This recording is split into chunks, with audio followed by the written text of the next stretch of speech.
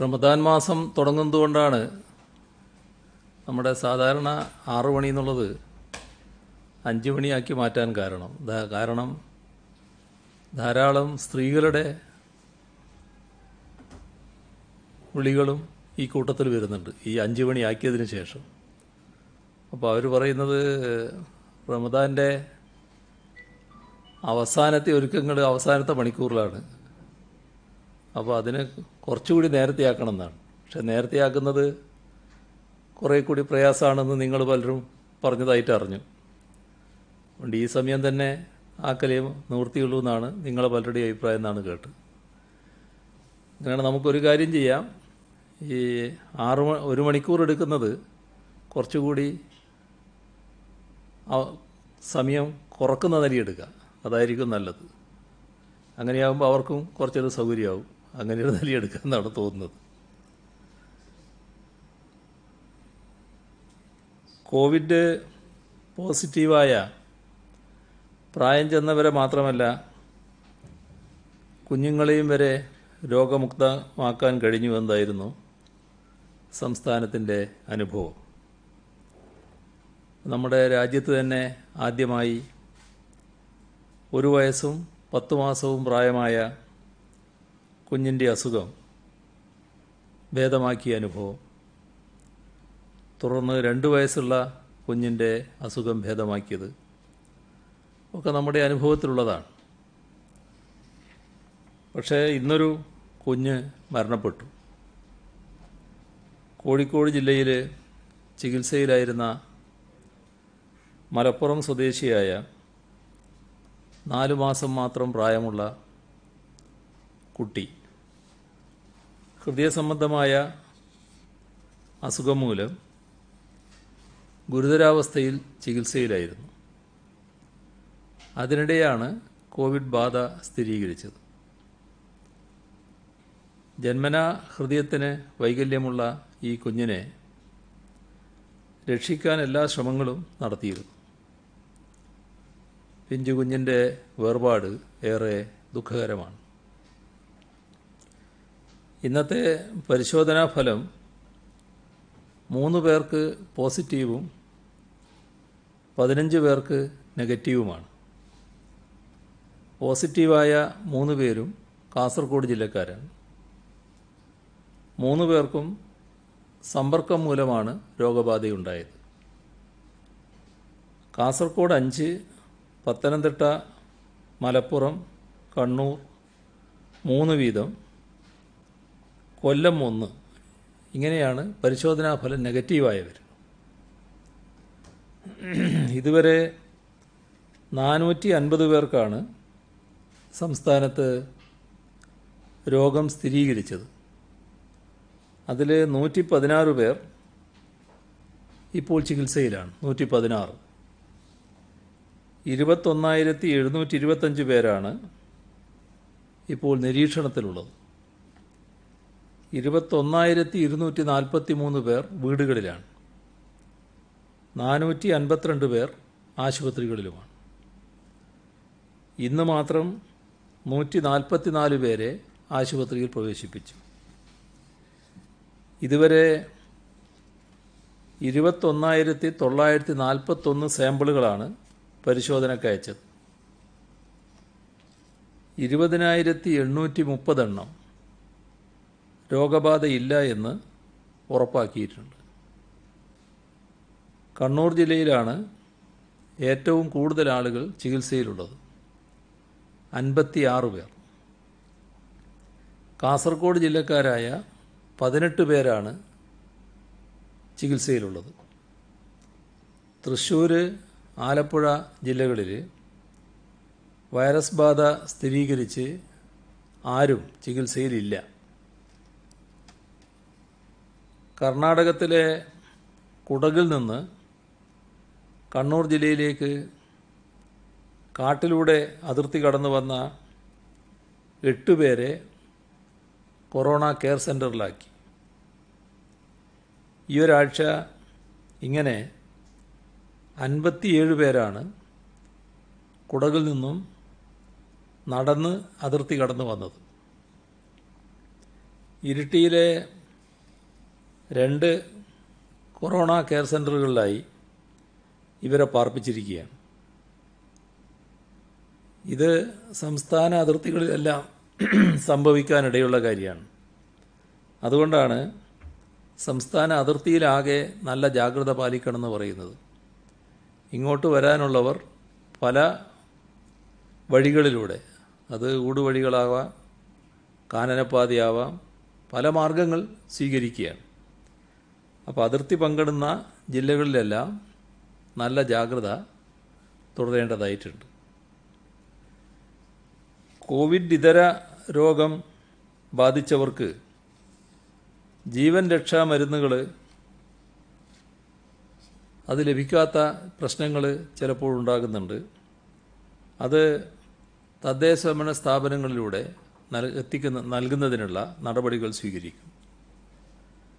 Lockdown മൂലം വരുമാനം നിലച്ച നിർധനരായ ഡയാലിസിസ് രോഗികൾ, അവയവം മാറ്റിവെച്ച മറ്റ് രോഗികൾ, അർബുദ രോഗബാധിതർ, ഇവർക്കാണ് ഇതിൻ്റെ പ്രയോജനം ലഭിക്കുക. ഇൻസുലിൻ ഉൾപ്പെടെയുള്ള അത്യാവശ്യ മരുന്നുകൾ മെഡിക്കൽ സർവീസ് കോർപ്പറേഷനിൽ നിന്നും ലഭിക്കുവാൻ കാലതാമസം വരുന്നുണ്ടെങ്കിൽ കാരുണ്യ നീതി സ്റ്റോറുകളിൽ നിന്നും വാങ്ങുന്നതിനുള്ള അനുമതിയും തദ്ദേശ സ്വയംഭരണ വകുപ്പ് നൽകിയിട്ടുണ്ട്. തിരുവനന്തപുരം RCCയിൽ കന്യാകുമാരിയിൽ നിന്നും സമീപ ജില്ലകളിൽ നിന്നും സ്ഥിരമായി ചികിത്സക്കെത്തുന്ന രോഗികളുണ്ട്. അവരുടെ സൗകര്യാർത്ഥം RCCയുടെ നേതൃത്വത്തിൽ കന്യാകുമാരി ജില്ലാ ആശുപത്രിയെ RCCയുടെ നേതൃത്വത്തിൽ തമിഴ്നാടിൻ്റെ സഹകരണത്തോടെ ക്യാൻസർ ചികിത്സാ കേന്ദ്രമാക്കിയിട്ടുണ്ട്. തമിഴ്നാട് സർക്കാർ അതിനാവശ്യമായ സഹകരണം നൽകും. 560 പേരാണ് ആ മേഖലയിൽ നിന്ന് RCCയിൽ സ്ഥിരമായി ചികിത്സക്കെത്തുന്നത്. നഗരങ്ങളിൽ തൊഴിലവസരം സൃഷ്ടിക്കുന്ന അയ്യങ്കാളി നഗര തൊഴിലുറപ്പ് പദ്ധതിക്ക് 41 കോടി രൂപ അനുവദിച്ചു. 82 നഗരസഭകൾക്ക് ഈ തുക പ്രയോജനപ്പെടുത്താനാവും. മാലിന്യ സംസ്കരണം, മഴക്കാലപൂർവ്വ ശുചീകരണം, ആരോഗ്യ ജാഗ്രത, ജലസംരക്ഷണം, വനവൽക്കരണം തുടങ്ങിയ പരിപാടികൾ ഏറ്റെടുത്ത് നടപ്പാക്കാൻ ഇത് ഉപയോഗിക്കാവുന്നതാണ്. അസംഘടിത തൊഴിലാളി സാമൂഹ്യ സുരക്ഷാ ബോർഡിന് കീഴിൽ രജിസ്റ്റർ ചെയ്ത തൊഴിലാളികൾക്ക് പ്രത്യേക സാമ്പത്തിക സഹായം വിതരണം ചെയ്യുന്നതിന് 15 കോടി രൂപ കൂടി അനുവദിച്ചു. ഇതുവരെ ആകെ അനുവദിച്ചത് 27.5 കോടിയാണ്. കേരള തയ്യൽ തൊഴിലാളി ക്ഷേമ ബോർഡിന് പ്രത്യേക സാമ്പത്തിക സഹായം വിതരണം ചെയ്യുന്നതിന് 9 കോടി 70 ലക്ഷം രൂപ അനുവദിച്ചു. നേരത്തെ 53 കോടി 60 ലക്ഷം രൂപ അനുവദിച്ചിരുന്നു. മൂന്നാറിൽ റേഷൻ വിതരണത്തിലെ ക്രമക്കേട് ഇന്നലെ സൂചിപ്പിച്ചതാണ്. അവിടെ പരിശോധന നടത്തി AK ത്യാഗരാജൻ എന്ന റേഷൻ കടക്കാരനെ അറസ്റ്റ് ചെയ്യുകയും കടയുടെ അംഗീകാരം റദ്ദാക്കുകയും ചെയ്തിട്ടുണ്ട്. വാഹനത്തിൽ കടത്താൻ ശ്രമിച്ച 67 ചാക്ക് റേഷൻ ധാന്യങ്ങൾ പിടിച്ചെടുത്തു. അനധികൃതമായി സൂക്ഷിച്ച ഗോതമ്പും പച്ചരിയും കണ്ടെടുത്തു. ഗൾഫ് രാജ്യങ്ങളിൽ COVID-19 രോഗമല്ലാത്ത കാരണങ്ങളാൽ മരണപ്പെടുന്ന മലയാളികളുടെ മൃതദേഹം നാട്ടിലെത്തിക്കുന്നതിനുള്ള തടസ്സങ്ങളും കാലതാമസവും ഒഴിവാക്കാൻ ബന്ധപ്പെട്ട ഇന്ത്യൻ എംബസികൾക്ക് നിർദ്ദേശം നൽകണമെന്ന് പ്രധാനമന്ത്രിയോട് കത്തിലൂടെ അഭ്യർത്ഥിച്ചു. മൃതദേഹങ്ങൾ നാട്ടിലേക്ക് അയക്കുന്നതിന് തടസ്സങ്ങളും പ്രയാസങ്ങളും നേരിടുന്നതായി GCC രാജ്യങ്ങളിലെ മലയാളി സംഘടനകളിൽ നിന്ന് ധാരാളം പരാതികൾ ലഭിക്കുന്നുണ്ട്. ലോക്ക്ഡൗണിനെ തുടർന്ന് അന്താരാഷ്ട്ര ഫ്ലൈറ്റുകൾ നിർത്തിവെച്ചത് ഗൾഫ് മലയാളികളെ ഇപ്പോൾ തന്നെ വലിയ പ്രയാസത്തിലും കടുത്ത മാനസിക സമ്മർദ്ദത്തിലുമാക്കിയിട്ടുണ്ട്. അതിനിടെയാണ് പുതിയ പ്രശ്നം വന്നിട്ടുള്ളത്. മൃതദേഹങ്ങൾ നാട്ടിലേക്ക് അയക്കുന്നതിനുള്ള അപേക്ഷ പരിഗണിക്കുന്നതിന് ബന്ധപ്പെട്ട ഇന്ത്യൻ എംബസിയുടെ ക്ലിയറൻസ് സർട്ടിഫിക്കറ്റ് വേണം.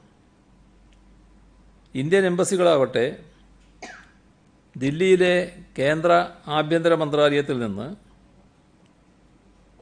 നോ ഒബ്ജക്ഷൻ പത്രം വേണമെന്ന് നിർബന്ധിക്കുന്നു. എന്നാൽ COVID-19 കാരണമല്ലാതെ മരണപ്പെടുന്നവരുടെ മൃതദേഹങ്ങൾ നാട്ടിലെത്തിക്കാൻ കേന്ദ്ര സർക്കാർ നേരത്തെ അനുവദിച്ചിരുന്നു. അതിന് ഇത്തരത്തിലുള്ള സർട്ടിഫിക്കറ്റോ നിരാക്ഷേപപത്രമോ ആവശ്യമുണ്ടായിരുന്നില്ല. അന്താരാഷ്ട്ര ഫ്ലൈറ്റുകൾ നിർത്തിയതുകൊണ്ട് ചരക്ക് വിമാനങ്ങളിലായിരുന്നു മൃതദേഹം അയച്ചുകൊണ്ടിരുന്നത്. ആഭ്യന്തര മന്ത്രാലയത്തിൻ്റെ നോ ഒബ്ജക്ഷൻ സർട്ടിഫിക്കറ്റ് ഇല്ലാതെ തന്നെ മൃതദേഹങ്ങൾ അയക്കുന്നതിന് ക്ലിയറൻസ് നൽകാൻ ബന്ധപ്പെട്ട എംബസികൾക്ക് നിർദ്ദേശം നൽകണം. ഇക്കാര്യത്തിലുള്ള നൂലാമാലകൾ ഒഴിവാക്കി മൃതദേഹങ്ങൾ താമസമില്ലാതെ നാട്ടിലെത്തിക്കാനും കുടുംബാംഗങ്ങൾക്ക് അന്ത്യകർമ്മങ്ങൾ നടത്താനും സൗകര്യമൊരുക്കണമെന്നും സംസ്ഥാനം പ്രധാനമന്ത്രിയോട് അഭ്യർത്ഥിച്ചു. വിമാന ടിക്കറ്റ് റീഫണ്ടിൽ മുഴുവൻ തുകയും തിരികെ കിട്ടുക ലോക്ക്ഡൗൺ തീയതികളിൽ ബുക്ക് ചെയ്തവർക്ക് മാത്രമാണ് എന്ന നിബന്ധന ഒഴിവാക്കണമെന്ന് കേന്ദ്ര സർക്കാരിനോട് ആവശ്യപ്പെടും. കോവിഡിനെതിരെയുള്ള പ്രതിരോധത്തിൽ കുടുംബശ്രീ അംഗങ്ങൾ മികച്ച പ്രവർത്തനമാണ് കാഴ്ചവെക്കുന്നത്. സഹായഹസ്ത പദ്ധതി പ്രകാരം 2000 കോടി രൂപ പലിശരഹിത വായ്പയായി കുടുംബശ്രീയിലൂടെ നടപ്പിലാക്കുകയാണ്. 2.5 ലക്ഷത്തോളം അയൽക്കൂട്ടങ്ങളിലൂടെ 32 ലക്ഷം കുടുംബങ്ങളിലേക്കാണ് ഈ വായ്പ എത്തുക. കമ്മ്യൂണിറ്റി കിച്ചണുകളിൽ 75% കമ്മ്യൂണിറ്റി കിച്ചണുകൾ കുടുംബശ്രീ അംഗങ്ങളിലൂടെയാണ് നടത്തുന്നത്. ഇപ്പോൾ ഇത് ജനകീയ ഹോട്ടലുകളായി മാറിക്കൊണ്ടിരിക്കുകയാണ്. ജനകീയ ഹോട്ടലുകൾ 350 എണ്ണം ഇതുവരെ തുടങ്ങിയിട്ടുണ്ട്. അതേപോലെ തന്നെ സന്നദ്ധ സേന 1/2 ലക്ഷം കുടുംബശ്രീ അംഗങ്ങളാണ് സന്നദ്ധ സേനയിലേക്ക് ഇതുവരെ രജിസ്റ്റർ ചെയ്തിട്ടുള്ളത്. കോട്ടൺ തുണി ഉപയോഗിച്ചുള്ള മാസ്ക് നിർമ്മാണത്തിൽ കുടുംബശ്രീ തുടക്കം മുതൽ ഏർപ്പെട്ടു. 22 ലക്ഷം മാസ്കുകൾ നിർമ്മിച്ചിട്ടുണ്ട്. സാനിറ്റൈസറും ഉൽപ്പാദിപ്പിച്ച് വിതരണം നടത്തുന്നു. പ്രായമായിട്ടുള്ളവർ പ്രത്യേക കരുതലോടെ ഇരിക്കണം എന്ന സന്ദേശം വീടുകളിലെത്തിക്കാൻ കുടുംബശ്രീ സംഘടനാ സംവിധാനത്തിന് സാധിച്ചു. അഗതി കുടുംബങ്ങൾക്കും ക്വാറന്റൈനുള്ള വയോജനങ്ങൾക്കുമൊക്കെ കുടുംബശ്രീയുടെ നേതൃത്വത്തിൽ വിവിധ സേവനങ്ങൾ നൽകി വരുന്നുണ്ട്. കുടുംബശ്രീയുടെ 14 ജില്ലകളിലുമുള്ള സ്നേഹിതയിലൂടെയും 360 കമ്മ്യൂണിറ്റി കൗൺസിലർമാരിലൂടെയും ജനങ്ങൾക്കും കുടുംബങ്ങൾക്കും ആവശ്യമായ മാനസിക പിന്തുണയും കൗൺസിലിങ്ങും നൽകുന്നുണ്ട്. മികച്ച രീതിയിൽ പ്രവർത്തിക്കുന്ന എല്ലാ കുടുംബശ്രീ അംഗങ്ങൾക്കും അഭിനന്ദനങ്ങൾ. ഭാവിയിൽ കാർഷിക സംസ്കാരം വീണ്ടെടുക്കുക എന്ന നമ്മുടെ ലക്ഷ്യം നേടുവാൻ കുടുംബശ്രീയുടെ വനിതാ സംഘകൃഷി ഗ്രൂപ്പുകൾക്ക് സാധിക്കണം. കൂടാതെ കോവിഡിന് ശേഷം ഏറ്റവും മികച്ച ഉപജീവന പദ്ധതികൾ ആവിഷ്കരിച്ച് സമൂഹത്തിന് താങ്ങായി പ്രവർത്തിക്കുന്നതിന് കുടുംബശ്രീ സംഘടനാ സംവിധാനത്തിന് കഴിയേണ്ടതുമാണ്. ലോക്ക്ഡൗൺ കാലത്ത് സഞ്ചരിക്കുന്ന തപാൽ ആപ്പീസുകൾ സജ്ജമാക്കിയും ജീവൻ രക്ഷാ മരുന്നുകളുടെയും ഉപകരണങ്ങളുടെയും വിതരണം നടത്തിയും തപാൽ വകുപ്പ് മികച്ച രീതിയിലുള്ള പ്രവർത്തനമാണ് കാഴ്ചവെച്ചത്. പരിമിതമായ സഞ്ചാര സ്വാതന്ത്ര്യമുള്ളവർ, അശരണർ, വിധവകൾ, മറ്റ് രോഗങ്ങളാൽ ബുദ്ധിമുട്ടനുഭവിക്കുന്നവർ തുടങ്ങിയവർക്കുള്ള ക്ഷേമ പെൻഷനുകൾ അവരുടെ വീടുകളിലേക്ക് എത്തിച്ചു.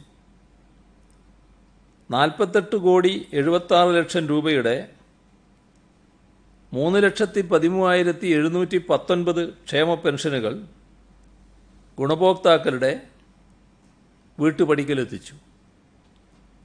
കാടിനുള്ളിൽ സ്ഥിതി ചെയ്യുന്ന ഇടമലക്കുടി ഗ്രാമത്തിലെ ആദിവാസി ഊരുകളിൽ 74 ക്ഷേമ പെൻഷനുകൾ വിതരണം ചെയ്തു.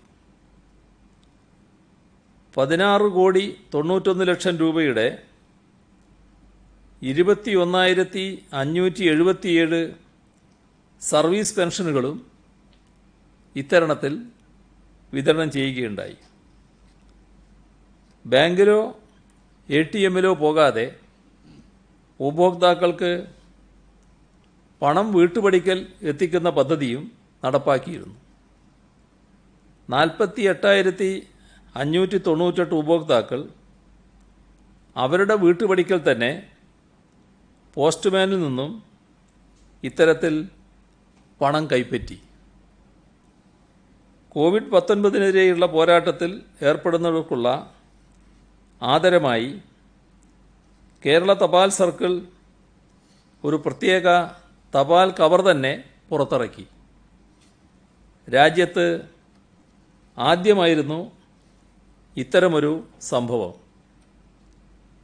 ലോക്ക്ഡൗൺ കാലത്ത് വീട്ടിലിരിക്കുന്ന 12 വയസ്സിൽ താഴെയുള്ള കുട്ടികൾക്കായി എൻ്റെ കൊറോണ പോരാളികൾ എന്ന പോസ്റ്റ് പദ്ധതിക്കും തുടക്കമിട്ടിട്ടുണ്ട്. തപാൽ വകുപ്പിലെ ജീവനക്കാരുടെ സേവനങ്ങളെ അഭിനന്ദിക്കുന്നു.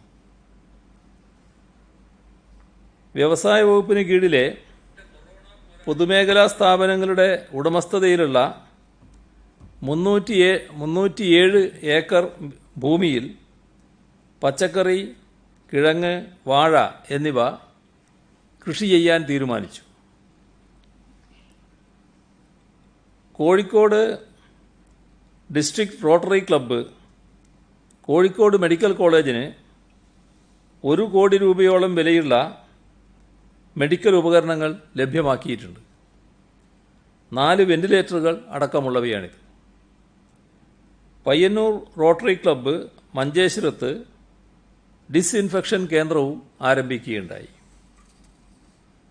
BSNL ഓഫീസർമാരുടെ സംഘടന സഞ്ചാർ നിഗം, എക്സിക്യൂട്ടീവ് അസോസിയേഷൻ സംസ്ഥാനത്തെ വിവിധ മെഡിക്കൽ കോളേജുകളിലേക്ക് PPE കിറ്റുകൾ എത്തിക്കാൻ 8,28,000 രൂപ സംഭാവന ചെയ്തു. R. Parameswaran Pillai trust community കിച്ചണിലേക്ക് സാധനങ്ങളും ആരോഗ്യ പ്രവർത്തകർക്കായി 500 മാസ്കുകളും നൽകി. സിനിമാ രംഗത്ത് ഉള്ള പ്രശസ്ത നടൻ, തമിഴ് നടൻ വിജയ് 10 ലക്ഷം രൂപ ദുരിതാശ്വാസ നിധിയിലേക്ക് സംഭാവന നൽകിയിട്ടുണ്ട്. BPCL കൊച്ചി റിഫൈനറി തൊഴിലാളികൾ 61,83,881 രൂപ നൽകിയിട്ടുണ്ട്.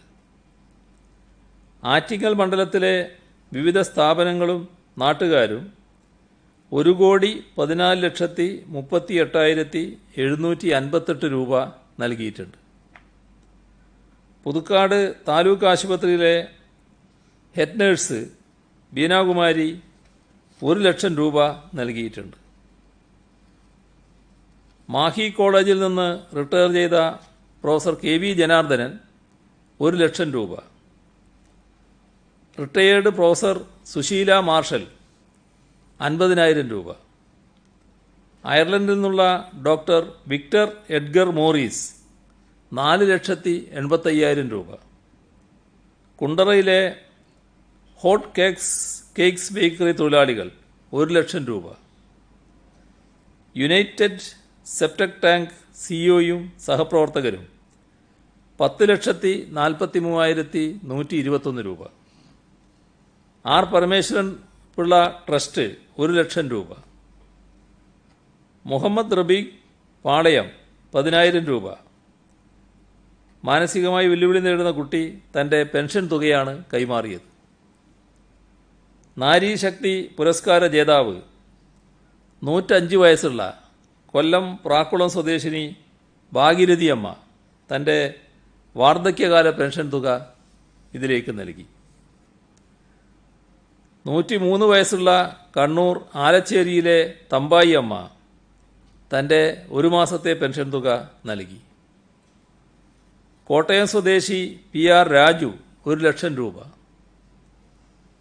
പ്രളയബാധിതർക്ക് വീട് വെക്കാൻ 54 സെന്റ് സ്ഥലം വിട്ടു നൽകിയ കോട്ടയം മെഡിക്കൽ കോളേജിലെ orthopaedic surgeon doctor MC Tomichan 3 ലക്ഷം രൂപ നൽകി. Pastor PV Chacko Pentecostal mission Kottayam 1 ലക്ഷം രൂപ. കോട്ടയം ജില്ലാ സഹകരണ ആശുപത്രി സൊസൈറ്റി 20 ലക്ഷം രൂപ. കരിവള്ളൂർ മേലാങ്കോട്ട് AC കണ്ണൻ നായർ സ്മാരക ഗവൺമെൻറ് UP സ്കൂൾ പ്രധാന അധ്യാപകൻ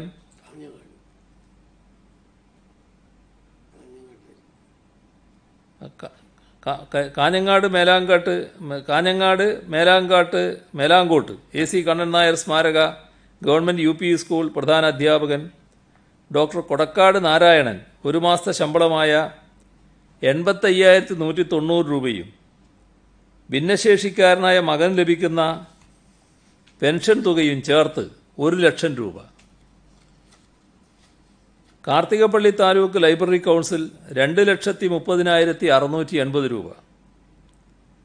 Kollengode Kottaram rice mill managing director VR Pushpan 1 ലക്ഷം രൂപ. കോട്ടയം കലക്ട്രേറ്റിലെ പാർട്ട് ടൈം ജീവനക്കാർ സമാഹരിച്ച 50,000 രൂപ. VR പ്രസാദ് ചേർത്തല 10 ലക്ഷം രൂപ. മലപ്പുറം ഇടവണ്ണയിലെ അറഞ്ഞിക്കൽ ഗ്രാനൈറ്റ് MD ജമാൽ മുഹമ്മദ് സക്കാത്ത് വീതത്തിൽ നിന്ന് 5 ലക്ഷം രൂപ. കഴക്കൂട്ടം സൈനിക സ്കൂളിലെ 1974 ബാച്ച് കുട്ടികൾ ചേർന്ന് 2 ലക്ഷം രൂപ. കാന്തപുരം AP അബൂബക്കർ മുസ്ലിയാരുടെ നേതൃത്വത്തിലുള്ള സ്ഥാപനമായ മർക്കസിൽ പഠിക്കുന്ന കാശ്മീർ, ലഡാക്ക് എന്നീ സംസ്ഥാനങ്ങളിൽ നിന്നുള്ള 15 വിദ്യാർത്ഥികളുടെ സക്കാത്ത് ധനസഹായത്തിൽ നിന്ന് 15,000 രൂപ. കരുനാഗപ്പള്ളി സ്വദേശി ഹുസൈൻ സക്കാത്ത് ധനസഹായത്തിൽ നിന്ന് 1 ലക്ഷം രൂപ. വിഷുക്കൈ നീട്ടം പല കുട്ടികളും നൽകിയിട്ടുണ്ട്. അക്ഷയ് M സതീഷ് കൊട്ടാരക്കര 5,000 രൂപ. തേവന്നൂർ ഗവൺമെൻറ് HSS വിദ്യാർത്ഥി അനഘ AN 10,000 രൂപ. പള്ളിക്കൽ ചാങ്ങയിൽ പുതിയ വീട്ടിൽ കുടുംബാംഗങ്ങൾ ചേർന്ന് 1 ലക്ഷം രൂപ. അഞ്ചു പേരൂർക്കട 10,600 രൂപ. നമ്മുടെ തിരുവനന്തപുരത്ത് പ്രവർത്തിക്കുന്ന മലയാളം പള്ളിക്കൂടത്തിലെ കുട്ടികൾ അവരുടെ വിഷുക്കൈ നീട്ടം 15,000 രൂപ. നേരത്തെ പറഞ്ഞതുപോലെ സമയം കൂടുതലെടുക്കുന്നില്ല. ഇത്രയാണ് ഇന്ന് പറയാനുള്ളത്. സമയം കുറവെന്ന് പറഞ്ഞിട്ടാണ് ആദ്യം വേറൊരു ചോദ്യത്തിലേക്ക് പോകുന്നത്. പ്രധാനപ്പെട്ട ഒരു വാർത്തയാണ്. സ്പ്രിംഗ്ലർ ഇടപാടിൽ ഹൈക്കോടതി ഇടക്കാല വിധി വന്നിട്ടുണ്ട്. പ്രതിപക്ഷം അതിനെ സ്വാഗതം ചെയ്യുന്നു. 99% വിജയം പ്രതിപക്ഷത്തിന് കിട്ടിയെന്നും പറയുന്നു. സർക്കാർ എങ്ങനെയാണ് ഈ ഹൈക്കോടതിയുടെ ഇടക്കാല വിധിയെ നോക്കിക്കാണുന്നത്? ഈ വിധി സാധാരണഗതിയിൽ പ്രതിപക്ഷം ഉന്നയിച്ച ആരോപണങ്ങളും ആക്ഷേപങ്ങളുമെല്ലാം നിരാകരിക്കുന്ന ഒരു വിധിയായിട്ടാണ് വന്നിട്ടുള്ളത്. ഇവിടെ വിധിയുടെ പകർപ്പ് ഇതേവരെ കിട്ടിയിട്ടില്ല. അതുകൊണ്ട് വളരെ വിശദമായി പറയാൻ പറ്റില്ല. പക്ഷേ വന്നിടത്തോളം വാർത്തകൾ നോക്കിയാൽ ഹർജിയുടെ പ്രധാന ആവശ്യങ്ങൾ എന്തായിരുന്നു, അല്ലെങ്കിൽ പ്രതിപക്ഷത്തിൻ്റെ പ്രധാന ആവശ്യം എന്തായിരുന്നു? കരാർ റദ്ദാക്കണം, അതല്ലെങ്കിൽ സ്റ്റേ ചെയ്യെങ്കിലും വേണം. ഇത് രണ്ടും കോടതി സ്വീകരിച്ചില്ല. മാത്രമല്ല, ഇപ്പോഴുള്ള പ്രവർത്തനങ്ങളുമായി മുന്നോട്ട് പോകാനാണ് കോടതി സർക്കാരിനോട് പറഞ്ഞിട്ടുള്ളത്. അപ്പോൾ സർക്കാർ ആ പ്രവർത്തനങ്ങളുമായി മുന്നോട്ട് പോവുക തന്നെ ചെയ്യും. ഡാറ്റ സുരക്ഷയുടെ കാര്യത്തിൽ സർക്കാർ നേരത്തെ തന്നെ വ്യക്തമായ നിലപാട് സ്വീകരിച്ചിട്ടുണ്ട്. അതിൽ ഒരാശയക്കുഴപ്പമില്ല. ആ കാര്യം സത്യവാങ്മൂലത്തിലൂടെ ബഹുമാനപ്പെട്ട ഹൈക്കോടതിയെ അറിയിച്ചിട്ടുള്ളതുമാണ്. ഡാറ്റാ സുരക്ഷിതത്വം ഉറപ്പാക്കുന്നത് സർക്കാർ ഏറ്റവും മുന്തിയ പരിഗണന നൽകുന്ന കാര്യമാണ്. അതിലേതെങ്കിലും തരത്തിലുള്ള വിട്ടുവീഴ്ച ഉണ്ടാകില്ല. ഇപ്പോൾ മറ്റു കാര്യങ്ങൾ കോടതിയുടെ അന്തിമ തീർപ്പ് വരട്ടെ, അതിന് പിന്നെ വിധി ഇപ്പം ഇടക്കാല ഉത്തരവ് കയ്യിൽ കിട്ടട്ടെ, അതിന് ശേഷം കൂടുതൽ കാര്യങ്ങൾ സംസാരിക്കുന്നതായിരിക്കും ഔചിത്യം. സ്പ്രിംഗ്ലറിനെ തെരഞ്ഞെടുത്തത് എങ്ങനെയെന്ന് രേഖകളിൽ നിന്ന് വ്യക്തമല്ല. ഡാറ്റ സുരക്ഷിതമാണോ എന്ന കാര്യത്തിൽ ഒരു ആശങ്ക കോടതി തന്നെ പങ്കുവെക്കുകയും ചെയ്യുന്നുണ്ട്. അന്നേരം ഈ അസാധാരണ സാഹചര്യമായിട്ടാണ് കോടതി ഇത്തരത്തിലൊരു തീരുമാനമെടുക്കുന്നത്, ഈ സർക്കാരിന്റെ നടപടികളിലേക്ക് കടക്കാത്തതെന്നാണ് കോടതി വ്യക്തമാക്കുന്നത്. അതിന് ചില സംശയങ്ങൾ ഇപ്പോഴും കോടതി പങ്കുവെക്കുന്നുണ്ട്. അല്ല, അതായത് ഈ കാര്യങ്ങളെല്ലാം കിട്ടട്ടെ എന്നിട്ട് പറയാം. ഇനിയിപ്പോൾ ഞാൻ എൻ്റെ പ്രതികരണമാണല്ലോ അതിനൊക്കെ രേഖപ്പെടുത്തേണ്ടത്. അത് കടലാസ് വരട്ടെ എന്നിട്ട് പറയാം മറ്റു കാര്യങ്ങൾ. ഒരു മുന്നറിയിപ്പ് പോലെയല്ലേ സിഎം സ്പ്രിംഗ്ലറിനെ എങ്ങനെ തെരഞ്ഞെടുത്തു എന്നുള്ളതായിരുന്നു പ്രധാനമായും ജഡ്ജി ചോദിച്ചത്. അതിലൊരു പ്രശ്നം നിൽക്കുന്നു. ഒരു കർശന ഞാൻ നേരത്തെ പറഞ്ഞതുപോലെ ഈ ഒരു വാദത്തിൻ്റെ ഘട്ടത്തിൽ അവർ പല വിവരങ്ങളും ചോദിക്കാൻ, ആ വിവരങ്ങൾ മനസ്സിലാക്കുന്നതിനുള്ള പല ചോദ്യങ്ങളും ഉന്നയിക്കും. അത് കോടതിയുടെ നിഗമനമായിട്ട് കാണാൻ പറ്റില്ല. കാണേണ്ടത് ഉത്തരവ് എന്ത് എന്നുള്ളതാണ്. ആ ഉത്തരവ് സുവ്യക്തമാണ്. അത് ഗവൺമെൻറ്റിൻ്റെ നിലപാടിനെ ശക്തിപ്പെടുത്തുന്നതുമാണ്. പക്ഷേ എല്ലാ കാര്യങ്ങളും ഇപ്പോൾ മനസ്സിലായിട്ടില്ല. അത് ഉത്തരവ് കയ്യിൽ കിട്ടാത്തതുകൊണ്ട് വന്നിടത്തോളം വിവരങ്ങൾ വെച്ചുള്ള വിവരമാണ് ഞാൻ പറഞ്ഞത്. ആ കയ്യിൽ കിട്ടട്ടെ, അതിനുശേഷം നമുക്ക് മറ്റു കാര്യങ്ങളിലേക്ക് കടക്കാം.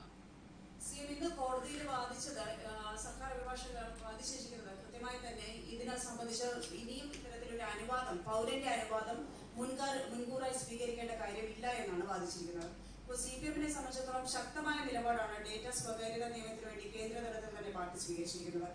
ഇത്തരം വീണ്ടും ഒരു വാദം മുന്നോട്ട് വെക്കുമ്പോൾ അതിന് വിരുദ്ധമല്ലേ പാർട്ടി നേതൃത്വം, കേന്ദ്ര നേതൃത്വം ഇതിനെ എങ്ങനെയാണ് കാണുന്നത്? അതിന് ഞാൻ ഇന്നലെയെ മറുപടി കഴിഞ്ഞു, നേരത്തെ മറുപടി പറഞ്ഞു കഴിഞ്ഞു. ഇപ്പോൾ വീണ്ടും മറുപടി പറയേണ്ട കാര്യമില്ല. ഇപ്പം നമുക്കുള്ള പല സ്വാതന്ത്ര്യങ്ങളും നമ്മൾ ഉപേക്ഷിച്ച് നിൽക്കുകയാണ് ഈ സാഹചര്യത്തിൽ. എന്തുകൊണ്ടാണത്? പല മൗലികാവകാശങ്ങളും തന്നെ ഇല്ലാതായിരിക്കുകയാണ്. എന്തുകൊണ്ടാണത്? ഇവിടെ സംഘം ചേരാനും സഞ്ചരിക്കാനും ഉള്ള സ്വാതന്ത്ര്യം വരെ ഇല്ലാതായിരിക്കില്ലേ? എന്തുകൊണ്ടാണത്?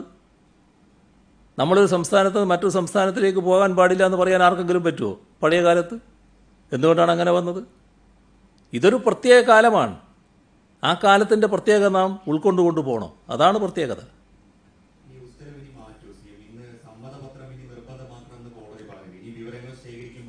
ഡാറ്റ കൊടുക്കേണ്ട ആളുകൾ ഞങ്ങൾ എഴുതി രേഖാമൂലം അവരിൽ നിന്ന് വാങ്ങി, ആ രീതിയിൽ നമ്മൾ ഉത്തരവ് തിരുത്തുമല്ലോ. അല്ല, അതാ ഞാൻ പറഞ്ഞത്. ഈ ഉത്തരവിൽ എന്താണെന്ന് കാണട്ടെ, എന്നിട്ട് മറ്റു കാര്യങ്ങൾ എടുക്കാം നമുക്ക്.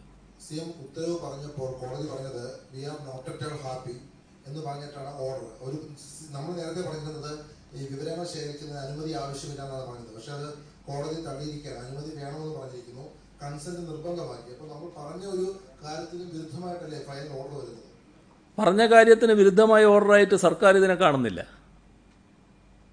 ഇതുമായിട്ട് ബന്ധപ്പെട്ടല്ല, രണ്ട് ചോദ്യങ്ങൾ ഈ കോവിഡുമായി ബന്ധപ്പെട്ടുണ്ട്. അതായത് ഒന്ന്, ഇന്നലെ ഇറക്കിയ ഉത്തരവിലും ചില അവ്യക്തതകളുണ്ട്. അതിൽ ഏറ്റവും പ്രധാനപ്പെട്ട ഈ ഹൈവേയിൽ വർക്ക്ഷോപ്പുകൾ തുറക്കാമെന്ന് പറയുന്നു. ഇപ്പൊ എന്നും തുറക്കാമോ? അതുപോലെ ബാർബർമാർക്ക് വീട്ടിൽ പോയി വെട്ടാമെന്നിങ്ങനെ പറഞ്ഞിരുന്നു. അത്തരം ആ തീരുമാനം നിലനിൽക്കുന്നുണ്ടോ? മറ്റൊന്ന്, ഈ മൊബൈൽ കടകൾ എന്നും തുറക്കാമോ? അത്തരം ഒരു കാര്യം.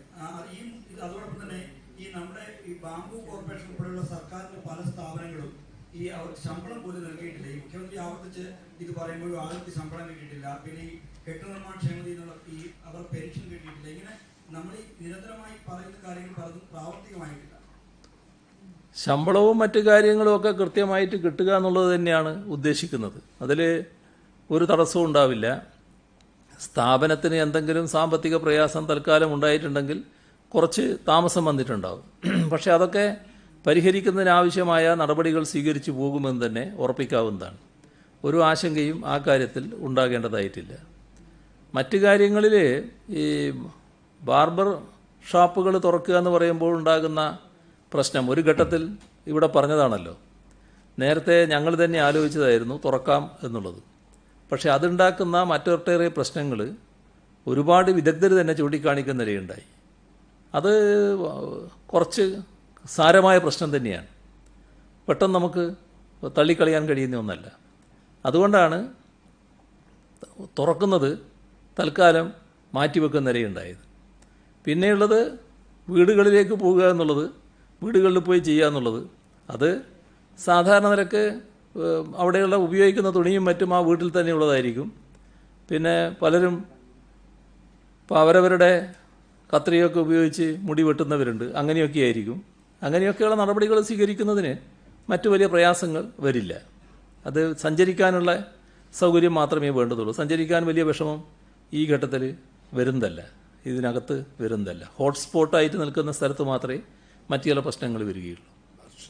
വർക്ക്ഷോപ്പുകളുടെ കാര്യത്തിൽ നമ്മൾ ആഴ്ചയിൽ 2 ദിവസം തുറക്കാനാണ് നേരത്തെ കണ്ടിരുന്നത്. ആ 2 ദിവസം അടുത്തടുത്ത ദിവസങ്ങൾ വേണം എന്നൊരഭിപ്രായം വന്നു. അതിൻ്റെ ഭാഗമായിട്ടുള്ള നടപടികൾ സ്വീകരിച്ചിട്ടുണ്ട്. മൊബൈൽ കടകളും ഈ തരത്തിൽ തന്നെയാണ്. മൊബൈൽ കടകളും നമുക്ക് ഏറ്റവും ഒഴിച്ചുകൂടാത്തതാണ്. ഇപ്പോൾ അത് ഇന്ത്യ ഗവൺമെൻറ് തന്നെ അതിന് അനുവദിച്ചിട്ടുണ്ട്. അതിൽ മറ്റ് തർക്കങ്ങളില്ല. അത് പൊതുവിൽ അനുവദിക്കാമെന്നുള്ള നില തന്നെ എടുത്തിട്ടുണ്ട്. റീചാർജ് ചെയ്യാൻ പറ്റാത്തതിൻ്റെ വിഷമത്തിൻ്റെ ഭാഗമായിട്ട് വന്നതാണ്. ഇടക്കാല വിധിയിലേക്ക് വന്നു കഴിഞ്ഞാൽ വീണ്ടും, അതായത് ഇതിൽ കർശന വ്യവസ്ഥകൾ നടപ്പാക്കണമെന്നാണ് ഇപ്പോൾ ഈ വിധിയിൽ പറഞ്ഞിട്ടുള്ളത്. അത് യഥാർത്ഥത്തിൽ ഈ തുടക്കത്തിൽ ഈ കരാറിൽ ഉണ്ടായിട്ടുള്ള വീഴ്ചകൾ അതിന്റെ ഭാഗമല്ലേ അത്തരത്തിൽ വ്യവസ്ഥകൾ കൂടുതൽ കർശനമാക്കിയത്? മറ്റൊന്ന്, ഇത് ഇനി ഈ കരാർ ഈ സ്പ്രിംഗ്ലറുമായിട്ടുള്ള ഈ കരാറിൽ നിന്ന് പെട്ടെന്ന് മാറുമോ, അതോ ഈ സീഡിറ്റ് അടക്കമുള്ള ഈ സ്ഥാപനങ്ങളുമായി ചേർന്നുള്ള ഈ വിവരശേഖരണത്തിലേക്ക് സർക്കാർ കടക്കുമോ? സ്പ്രിംഗ്ലറുമായിട്ടുള്ള കരാറുകൾ തുടരും തന്നെയല്ലേ കാണേണ്ടത്. ആ കരാറ് തുടരാൻ തന്നെയല്ലേ നടപടികൾ ഉണ്ടായിട്ടുള്ളത്. അതിനകത്ത് വേറെ വ്യത്യാസങ്ങളൊന്നുമില്ല. ആ കരാർ അനുസരിച്ച് കാര്യങ്ങൾ നീക്കുക എന്നുള്ളത് തന്നെയാണ് ഈ വിധിയുടെ ഭാഗമായി വന്നിട്ടുള്ളത്. അതിൻ്റെ ഭാഗമായി ഡാറ്റ സുരക്ഷിതത്വം ഉറപ്പുവരുത്തുമെന്നുള്ളത് ഗവൺമെൻറ് തന്നെ നേരത്തെ പ്രഖ്യാപിച്ചിട്ടുള്ളതാണ്. അത് ശക്തമായ നടപടി സ്വീകരിച്ചു പോകും. അതിനകത്ത് എന്താ വ്യത്യാസം വന്നിരിക്കുന്നത്? കമ്മ്യൂണിറ്റി കിച്ചണുകൾ ജനകീയ ഹോട്ടലുകൾ മറുപടി കമ്മ്യൂണിറ്റി കിച്ചണുകൾ ജനകീയ ഹോട്ടലുകളായി മാറും എന്ന് പറഞ്ഞു. ഇപ്പൊ തന്നെ പല കമ്മ്യൂണിറ്റി കിച്ചണുകൾ പ്രവർത്തനം നിർത്തി. അങ്ങനെയല്ല. അത് ചെറിയ തെറ്റി തന്നെ. ഞാൻ ആ സംസാരിച്ചപ്പോൾ തന്നെ അതിൽ ചെറിയൊരു വ്യത്യാസം വന്നല്ലോ എന്ന് എനിക്ക് തോന്നിയിരുന്നു. അതായത് കമ്മ്യൂണിറ്റി കിച്ചണുകൾ ഒരു ഭാഗം അവർ നടത്തി. ആ നടത്തിയവർ തന്നെ ഇപ്പോൾ പലയിടത്തും ഈ ജനകീയ ഹോട്ടലുകൾ തുടങ്ങിയിരിക്കുകയാണ്. അതാണ് വസ്തുത. മറ്റ് കമ്മ്യൂണിറ്റി കിച്ചൺ നേരെ ജനകീയ ഹോട്ടലായിട്ട് മാറിയതല്ല. അതാണ് അതിൽ മനസ്സിലാക്കേണ്ടത്.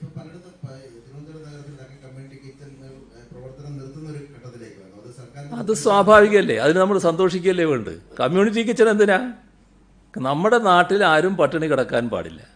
ആരെങ്കിലും പട്ടിണി കിടക്കുന്ന തരത്തിലേക്ക് വരുന്നുണ്ടെങ്കിൽ, ദാരിദ്ര്യത്തിൻ്റെ ഭാഗമായി ഭക്ഷണത്തിന് വിഷമം അനുഭവിക്കുന്നുണ്ടെങ്കിൽ അവർക്ക് ഭക്ഷണം ലഭ്യമാകണം. അതിന് കമ്മ്യൂണിറ്റി കിച്ചൺ വേണം. ഇവിടെ നമ്മളിപ്പോൾ എല്ലാവർക്കും റേഷൻ സാധനങ്ങൾ കയ്യിലെത്തിച്ചിട്ടുണ്ട്. പല തരത്തിലും പിന്നെ ആളുകളുടെ കയ്യിൽ സാധനങ്ങളുണ്ട്. അപ്പോൾ അതിൻ്റെ ഭാഗമായിട്ട് അങ്ങനൊരു അവസ്ഥ ഇല്ല എന്ന് തോന്നുന്ന ഒരു തദ്ദേശ സ്വയംഭരണ സ്ഥാപനത്തിന് അവിടെ കമ്മ്യൂണിറ്റി കിച്ചൺ വേണ്ടെന്ന് വെക്കാം. ഇനി 2-3 ആളുകൾ മാത്രമേ ഉള്ളൂ. ആ തദ്ദേശ സ്വയംഭരണ സ്ഥാപനം അതിനുള്ളൊരു ക്രമീകരണം ഉണ്ടാക്കും. അവർക്ക് ഭക്ഷണം എത്തിക്കാനുള്ള ക്രമീകരണം ഉണ്ടാക്കും. അതിന് ഈ പറയുന്ന കുറേ ആളുകൾ നിന്നിട്ടുള്ളൊരു കിച്ചൻ്റെ ആവശ്യം ഉണ്ടാവില്ല. അവരതിന് മറ്റ് സംവിധാനങ്ങൾ ഒരുക്കും. ആ തരത്തിൽ ചെയ്താൽ മതിയല്ലോ. അതിനെ അങ്ങനെയേ നമ്മൾ കാണേണ്ടതായിട്ടുള്ളൂ. ഏതായാലും ഒരു കാര്യം ഉറപ്പാണ്, ഒരാളായാൽ പോലും അദ്ദേഹം ഭക്ഷണം കിട്ടാതെ പട്ടിണി കിടക്കാൻ പാടില്ല. അങ്ങനെ ഒരു അവസ്ഥ തദ്ദേശ സ്വയംഭരണ സ്ഥാപനം ഉണ്ടാക്കില്ല. അവർക്ക് ഭക്ഷണം എത്തിക്കുന്ന നില തദ്ദേശ സ്വയംഭരണ സ്ഥാപനം സ്വീകരിക്കും. സാലറി കട്ടുമായി ബന്ധപ്പെട്ട് സർക്കാരിന്റെ ഉത്തരവ് ഇന്ന് പുറത്തിറങ്ങിയത്, നേരത്തെ നമ്മള് ചില കേട്ടത് ഈ പിടിക്കുന്ന പൈസ തിരികെ നൽകുമെന്നാണ്. പക്ഷെ ഉത്തരവിൽ അതുമായി ബന്ധപ്പെട്ട് ഏതെങ്കിലും തരത്തിൽ പരാമർശം ഇല്ല. അതിന് ഈ പണം തിരികെ നൽകില്ല എന്നാണ് ഉത്തരവ്. വ്യക്തമല്ലേ? അതിന് ജീവനക്കാർക്കും നല്ല വ്യക്തത ആ കാര്യത്തിലുണ്ട്. അതിനകത്ത് ഇത് ഡെഫർ ചെയ്യുകയാണ്, മാറ്റിവെക്കുകയാണ്. അത് തന്നെയാണ് പറഞ്ഞിട്ടുള്ളത്. നേരത്തെയും പറഞ്ഞ അതാണ്, ഇപ്പോഴും പറയുന്നതാണ്, നാളെ അതാണ് പറയുക.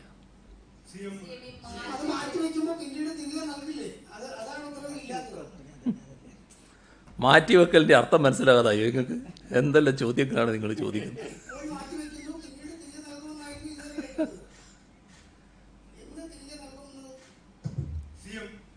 ഈ കാസർഗോഡ് രോഗവ്യാപനം ഗണ്യമായി കുറഞ്ഞ സാഹചര്യത്തിൽ അവിടുത്തെ ഹോട്ട്സ്പോട്ടുകൾ പുനർനിർണയിക്കുകയോ അവിടെ അങ്ങനെയുള്ള എന്തെങ്കിലും തീരുമാനങ്ങൾ എടുത്തിട്ടുണ്ട്? ഈ കാസർഗോഡ്, കണ്ണൂർ, കോഴിക്കോട്, മലപ്പുറം ഈ ജില്ലകൾ പൊതുവിൽ ഹോട്ട്സ്പോട്ടായി കിടക്കുകയാണ്. അപ്പോൾ അതുകൊണ്ട് തന്നെ അവിടുത്തെ ഏതെങ്കിലും ഒരു പ്രദേശം മാത്രമായി മറ്റ് ജില്ലകളെപ്പോലെ കണക്കാക്കി ഹോട്ട്സ്പോട്ട് നടപ്പാക്കാൻ ഇപ്പം സാധിക്കില്ല. 3-ാം തീയതി വരെ പൊതുവിലുള്ള ജാഗ്രത തുടരും. ഇപ്പോഴുള്ള എല്ലാ നിബന്ധനകളും അതേപോലെ തന്നെ തുടരും. അപ്പോഴേക്കും നല്ലൊരു സാഹചര്യം പൊതുവിൽ വരുന്നത് എവിടെയാണോ അതനുസരിച്ച് നമുക്ക് മാറ്റം വരുത്താം.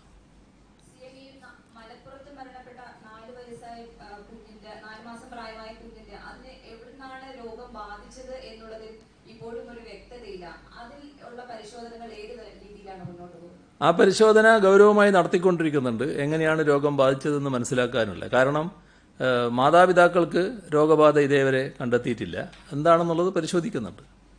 സാലറി കട്ടിൽ എത്ര സമയത്തിനകം കൊടുക്കും? ജീവനക്കാർ ചോദിക്കുന്നത് എന്ന് കൊടുക്കും? സാമ്പത്തിക സ്ഥിതി മെച്ചപ്പെടുമ്പോൾ കൊടുക്കുമോ? ഇത്ര സമയപരിധിക്കകത്ത് കൊടുക്കും? 6 മാസമോ 1 വർഷമോ? അങ്ങനെ വല്ല ഡിസിഷൻസ് ഉണ്ടോ? അത് ജീവനക്കാർ പല അഭിപ്രായങ്ങൾ ഇതിനകത്ത് പറയുന്നുണ്ട്. ഇത് ചെറുകൂട്ടർ ഇപ്പോൾ പറഞ്ഞത് ഇത് ഇങ്ങനെ വരുന്നത് ഞങ്ങൾക്ക് ബുദ്ധിമുട്ടാണ്. കാരണം പലരും ഇൻകം ടാക്സ് കൊടുക്കുന്നവരാണ്. ഇത് ഇൻകം ടാക്സ് ഇളവ് കിട്ടുന്നതാണ്. CMDRFിലേക്ക് നേരിട്ടെടുത്താൽ ഇത് മാറ്റിവെക്കുന്നു എന്ന് പറയുമ്പോൾ അതിൻ്റെ ഒരു ഇളവ് ഞങ്ങൾക്ക് കിട്ടില്ല. അപ്പോൾ നിങ്ങൾ എന്തിനാണ് ഇങ്ങനെ ചെയ്യുന്നത്? നേരെ അങ്ങോട്ട് എടുത്താൽ പോരെ എന്ന് ചോദിക്കുന്ന ജീവനക്കാരൊക്കെയുണ്ട്. ഞങ്ങളിപ്പോൾ അതൊന്നും സ്വീകരിച്ചിട്ടില്ല. ഞങ്ങളിപ്പോൾ പറഞ്ഞത് ഈ പണം ഇപ്പോൾ കൊടുക്കാൻ തൽക്കാലം ഗവൺമെൻറ് കഴിയില്ല, അതുകൊണ്ട് 6 ദിവസത്തെ പണം മാറ്റിവെക്കുന്നു എന്ന് മാത്രമാണ് പറഞ്ഞത്. ആ മാറ്റിവെക്കുന്നിടത്ത് നിൽക്കാം. ഇപ്പോൾ കോവിഡ് പോസിറ്റീവ് രോഗികളില്ലാത്ത ജില്ലകൾ നമ്മൾ നേരത്തെ ഗ്രീൻ സോണിൽ ഉൾപ്പെടുത്തിയിരുന്നു. ഇപ്പോൾ കോട്ടയം, ഇടുക്കിയിൽ ഗ്രീൻ സോണിലാണ് ഉൾപ്പെടുത്തിയിരുന്നത്. ഇപ്പോൾ 2 ജില്ലകളിൽ രോഗികളില്ല, തൃശ്ശൂരും ആലപ്പുഴയും രോഗികളില്ല. ആ ജില്ലകൾ നമ്മൾ ഗ്രീൻ സോണിലേക്ക് ഉൾപ്പെടുത്തുമോ? രണ്ടാമത് ഇലക്ട്രിക് കടകൾക്ക് നമുക്ക് സംസ്ഥാനത്ത് തുറന്ന് പ്രവർത്തിക്കാൻ കഴിയും? അത് കോട്ടയത്തിൻ്റെയും ഇടുക്കിയുടെയും അനുഭവത്തിൽ തന്നെ ഇനി ഗ്രീൻ സോൺ എന്ന് പറഞ്ഞ് ഏർപ്പാട് ഇപ്പോൾ ഈ 3-ാം തീയതി വരെ ഇല്ല. കാരണം അത് മാറി വന്നു. അപ്പോൾ മാറി വന്നാൽ വീണ്ടും അത് ഗ്രീനല്ല ഓറഞ്ചാണ് എന്നൊന്നും പറയാൻ നിൽക്കേണ്ടതില്ല. ഈ പ്രദേശങ്ങളിലെല്ലാം ഗ്രീനായ സ്ഥലത്തും ആരും പോസിറ്റീവ് ഇല്ല എന്ന് പറയുന്ന സ്ഥലത്തും നിരീക്ഷണത്തിലുള്ള ആളുകളുണ്ട്. ആ നിരീക്ഷണത്തിലുള്ളവർ പരിശോധനയുടെ ഭാഗമായി ചിലപ്പോൾ പോസിറ്റീവാകാം. അപ്പോൾ ഇപ്പോൾ പെട്ടെന്ന് ഗ്രീൻ ആക്കേണ്ടതില്ല എന്നൊരു നിലയാണ് പൊതുവിലെടുത്തിട്ടുള്ളത്. മറ്റേ കടകൾ, ഏത് കടയാണ് പറഞ്ഞത്? ഇലക്ട്രിക് കടകളുടെ കാര്യത്തിൽ ചില കാര്യങ്ങൾ തുറന്ന് പ്രവർത്തിക്കേണ്ടതായിട്ട് വരും. ഇപ്പോൾ ഫാന് വേണം, അത്തരം കാര്യങ്ങൾ. ചിലപ്പോൾ റിപ്പയറുകൾക്ക് ആവശ്യമായ മറ്റ് സാധനങ്ങൾ വേണം. ഇന്നത്തെ കാലത്ത് ആവശ്യമുള്ള മറ്റു കാര്യങ്ങളുണ്ട്. അത്തരം കാര്യങ്ങൾ പ്രവർത്തിക്കുന്നതിന് ആവശ്യമായ നടപടികൾ സ്വീകരിക്കും.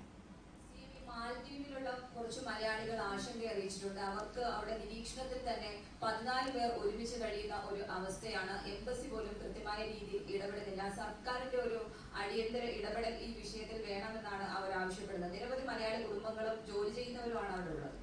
കേരളത്തിന് പുറത്ത്, രാജ്യത്തിന് പുറത്തുള്ള എല്ലാ മലയാളികളുടെ കാര്യത്തിലും അവരുടെ കുടുംബാംഗങ്ങളെ പോലെ തന്നെ ആശങ്കയുള്ള ഒന്നാണ് സർക്കാരിനും ആ ആശങ്ക നിലനിൽക്കുകയാണ്. പക്ഷേ സർക്കാരിന് ഇടപെടുന്നതിന് പരിമിതിയുണ്ട്. അത് കേന്ദ്ര ഗവൺമെൻറ് മുഖേന മാത്രമേ സാധിക്കൂ. കേന്ദ്ര ഗവൺമെൻറ് എടുത്ത കാര്യങ്ങൾ പറഞ്ഞിട്ടുണ്ട്, ഇപ്പോഴും പറഞ്ഞുകൊണ്ടിരിക്കുന്നുണ്ട്. കേന്ദ്ര ഗവൺമെൻറ് ഇക്കാര്യത്തിൽ ചില നടപടികൾ സ്വീകരിക്കാൻ തയ്യാറാകുമെന്നാണ് പ്രതീക്ഷിക്കുന്നത്. ഇപ്പോ ഇന്ന് കോടതിയിൽ വാദിച്ചത് സ്പ്രിംഗ്ലർ കമ്പനി ഇല്ലെങ്കിൽ കേരളത്തിലെ കോവിഡ് പ്രതിരോധം അത് തടസ്സപ്പെടുമെന്ന തരത്തിലുള്ള ഒരു വാദമാണ് ഉണ്ടായിരുന്നത്. ഇത് സംസ്ഥാനത്തെ ജനസേവകരെയും സന്നദ്ധ പ്രവർത്തകരെയും ആരോഗ്യ പ്രവർത്തകരെയും താഴ്ത്തിക്കെട്ടുകയാണെന്ന് ആരോപണമുണ്ട്. മറ്റൊന്ന്, സർക്കാരിന്റെ ഭാഗത്ത് പണമില്ല എന്ന് പറയുകയും ഇതിനോട് സൈബർ വിദഗ്ധയെ മുംബൈയിൽ നിന്ന് ഇറക്കുമതി ചെയ്ത ഇത്തരത്തിലുള്ള കേസ് സർക്കാരിന്റെ സ്പ്രിംഗ്ലറിന്റെ മുഖം രക്ഷിക്കാൻ വേണ്ടി ഇടപെടൽ നടത്തേണ്ടി വന്നു എന്നൊരു ആരോപണമുണ്ട്. എങ്ങനെ പ്രതികരിക്കുന്നു സി? ഇതിന് വലിയ ആരോപണമൊന്നുമില്ല. നിങ്ങളെ ചോദ്യം ഉണ്ട് എന്ന് പറഞ്ഞാൽ മതി. അതിന് ആളുകളുടെ പേരിലേക്ക് അത് ഇടേണ്ട കാര്യമില്ല. നിങ്ങളെ ചോദ്യം അതാണ്. ആ ചോദ്യത്തിന് നമ്മൾ കാണേണ്ടത് ഈ വാദിക്കാനുള്ള വക്കീലാര് എന്ന് ഈ സാധാരണഗതിയിൽ നമുക്ക് തീരുമാനിക്കാൻ കേസിൻ്റെ സ്ഥിതി വെച്ച് വേണ്ടി വരും. അപ്പോൾ ഇക്കാര്യത്തിൽ വൈദഗ്ധ്യമുള്ള ആൾ വന്ന് വാദിക്കുമെന്നുള്ളത് സ്വാഭാവികമായിട്ടുള്ളതാണ്. ആ വാദം പൊതുവിൽ കോടതി തന്നെ നല്ല രീതിയിൽ എപ്രിഷ്യേറ്റ് ചെയ്തിട്ടുമുണ്ട്. അത് സ്വാഭാവികമായിട്ടുള്ളതാണ്. അതിന് നിങ്ങൾക്കെന്തിനാണ് പ്രയാസം എന്ന് മനസ്സിലാകുന്നില്ല. ആ പ്രയാസം ഉണ്ടാകേണ്ടത് സാധാരണഗതിയിൽ മറ്റവർക്കാണ്. ഇത് വേറൊരു രീതി ആഗ്രഹിക്കുന്നവരുണ്ടല്ലോ, ഇതൊന്നും അവതരിപ്പിക്കാൻ പാടില്ല എന്ന് ചിന്തിക്കുന്നവർ, അവർക്ക് ചിലപ്പോൾ വിഷമം ഉണ്ടാവും. ആ വിഷമം നിങ്ങൾക്കുണ്ടാകേണ്ടതില്ലല്ലോ. അല്ല, മറ്റൊരു കാര്യം അവർ ചോദിച്ച മറ്റൊരു കാര്യം, ഈ നമ്മുടെ സംസ്ഥാനത്തെ ആരോഗ്യ പ്രവർത്തകർക്ക് ആകെ ഇതിനകത്ത് വിഷമായിപ്പോയി സ്പ്രിംഗ്ലർ കൊണ്ടുവന്നത്. ആരോഗ്യ പ്രവർത്തകർക്ക് ഡാറ്റ വിശകലനമാണോ പണി? എവിടെയാണ് നമ്മൾ എത്തുന്നത്? എന്തിനാണ് ഇതൊക്കെ നാട്ടുകാരുടെ പടലിക്കിടുന്നത്? നാട്ടുകാർക്ക് ഇതിലൊന്നും യാതൊരു പരാതിയുമില്ല. ഇത്തരം കാര്യങ്ങൾ പരിശോധിച്ച് കണ്ടെത്തി ഇന്ന സ്ഥലത്ത് ഇന്നേ തരത്തിലുള്ള ഒരു വൾണറബിൾ പൊസിഷനിലുള്ള രോഗിയുണ്ട്, ആ രോഗിയുടെ കാര്യത്തിൽ ഇന്ന കാര്യങ്ങൾ ചെയ്യേണ്ടതുണ്ട്, ഇന്ന പ്രായത്തിലുള്ള ആൾക്കാരുണ്ട്, അവരിന്ന രോഗങ്ങളുള്ളവരാണ്, ഈ രോഗം പടരുന്നൊരു ഘട്ടം വരുമ്പോൾ, രോഗം പടരുന്ന അവസ്ഥ എന്തായിരുന്നു നമ്മുടെ നാട്ടിൽ? നമ്മളിപ്പോൾ ആ ഭീഷണിയിൽ നിന്ന് മോചിതരായോ? നമ്മളിപ്പോൾ എല്ലാം കഴിഞ്ഞു എന്നുള്ള മട്ടിൽ നിൽക്കുകയാണ്. അങ്ങനെയാണ് ചിലർ കരുതുന്നത്. നമ്മളിപ്പോഴും കടുത്ത ഭീഷണിയിലാണ്. ഇതിൻ്റെ ഒരു മൂന്നാം ഘട്ടത്തിൻ്റെ ഒരു ഭീഷണി ഉയർന്നു വന്നാൽ അതിൻ്റെ അവസ്ഥ എന്തായിരിക്കും? ഒരു ഘട്ടത്തിൽ നമ്മൾ ഈ രോഗം വല്ലാതെ വ്യാപിച്ചുകൊണ്ടിരിക്കുമ്പോൾ നമ്മൾ അന്ന് കണക്കാക്കുന്ന രോഗബാധിതരുടെ എണ്ണം അത് ദശലക്ഷങ്ങളാണ്. ആ ദശലക്ഷങ്ങളുടെ കാര്യത്തിലുള്ള ചികിത്സയൊരുക്കലാണ്. ആ ദശലക്ഷങ്ങൾ ഓരോരുത്തരും എവിടെ എന്നുള്ളത് കണ്ടെത്തലാണ്. അതിന് കൃത്യമായ ഡാറ്റാ വിശകലനം ആവശ്യമായിട്ടുള്ളതാണ്. അത് ആരോഗ്യ പ്രവർത്തകർ കടുത്ത നല്ല മികച്ച സേവനം ചെയ്യുന്നവരാണ്. അവർക്ക് മുഴുവൻ അത് ചെയ്യാൻ കഴിയും. അവരവരുടെ ഫീൽഡിൽ കാര്യങ്ങൾ നടത്തുന്നു. ഇത് വേറൊരു ഭാഗത്തുനിന്ന് ചെയ്യേണ്ട കാര്യങ്ങളാണ്. അതിൻ്റെ ഭാഗമായി ഇന്ന പ്രദേശത്ത് ഇന്ന തരത്തിലുള്ള ആൾക്കാരുണ്ട്, അവരുടെ കാര്യത്തിൽ പ്രത്യേക ശ്രദ്ധ വേണ്ടതാണ്. അത് കേന്ദ്രീകരിക്കാൻ സർക്കാരിനെ സഹായിക്കും. ഇത് നമ്മുടെ പ്രതിരോധത്തെ സഹായിക്കുന്നതാണിത്. അതിനു വേണ്ടിയുള്ളതാണിത്. അക്കാര്യത്തിൽ സ്പ്രിംഗ്ലറിനെ പോലെ ലോകത്ത് തന്നെ അറിയപ്പെടുന്ന ഒരു കമ്പനി നമ്മളെ സഹായിക്കുന്നു എന്നുള്ളത് നാട്ടിലാർക്കും വിഷമമുണ്ടാക്കുന്നൊരു കാര്യമല്ല. വിഷമമുണ്ടാക്കുന്നത് എന്താണ്? നമ്മളെ വിവരങ്ങൾ, ഡാറ്റകൾ ചോർന്നു പോകുമോ? അത് ചിലരിൽ ഉത്കണ്ഠ ഉണ്ടാക്കും. സ്വാഭാവികമാണത്. അത് ചോരാതിരിക്കാനുള്ള സുരക്ഷാ ക്രമീകരണങ്ങൾ ഉണ്ടാക്കുക എന്നുള്ളതാണ് പ്രധാനം. അത് സർക്കാർ ആദ്യമേ പറഞ്ഞിട്ടുണ്ട്. ഇപ്പോഴും അത് തന്നെയാണ് പറയുന്നത്. നാളെയും അത് ഉറപ്പുവരുന്ന നടപടി തന്നെയാണ് സ്വീകരിക്കുക.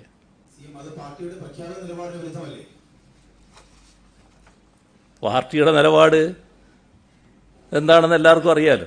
ആ നിലപാട് തന്നെയാണ് ഞാൻ പറഞ്ഞുകൊണ്ടിരിക്കുന്നത്.